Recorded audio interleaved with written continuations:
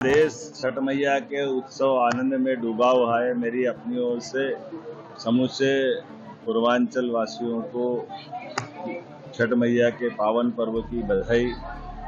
ये हमारी माता बहनों के कठिन व्रत के बाद पूरे परिवार के कुशल क्षेम के साथ देश और प्रदेश की प्रगति के लिए उनका उत्साह उमंग और उनके मन के संकल्प से हमारी सनातन संस्कृति की रक्षा भी होती है। मेरी अपनी ओर से पुनः उन सबके लिए बधाई।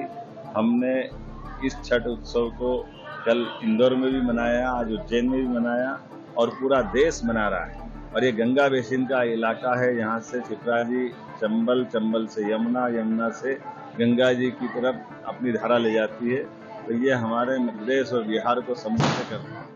सोन माता भी, सोन नदी हमारी अमरकंटक से प्रारंभ होकर के अंततः बिहार के पास से गंगा जी की धारा को समृद्ध करती है। सम्राट अशोक के काल से, अशोक पहले यहाँ गवर्नर रहे, बाद में सम्राट बनकर के अशोक का शासनकाल स्वर्णिम काल से जाना जाता है। विक्रमादित्य का काल हो, राजा भोज का काल हो, हर काल से हमारे संबंध बिहार के बहुत मजबूत रहे। आज यशस्वी प्रधानमंत्री के नेतृत्व में जिस प्रकार से चारों तरफ से प्रगति के समाचार आ रहे हैं, ऐसे में माता सीता के जन्म स्थान सीतामढ़ी और उस स्थान के लिए भी माननीय प्रधानमंत्री जी ने बहुत बड़ा प्रोजेक्ट बनवाया और गृह मंत्री जी की मौजूदगी में उसका भूमि पूजन हुआ है।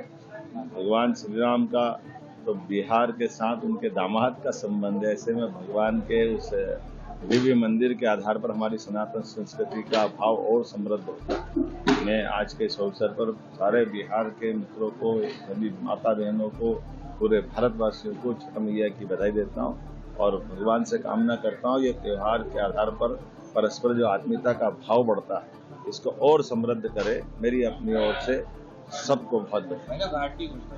यहाँ हमने मिथिलांचल घाट बनाने की घोषणा की है। विक्रम सरोवर के किनारे एक घाट जो बन रहा है उसको और बड़ा करेंगे और छठ मैया की जो जो व्यवस्थाओं के लिए इंदौर में भी हमने कई तालाब और बाकी घाट बनाने की बात कही।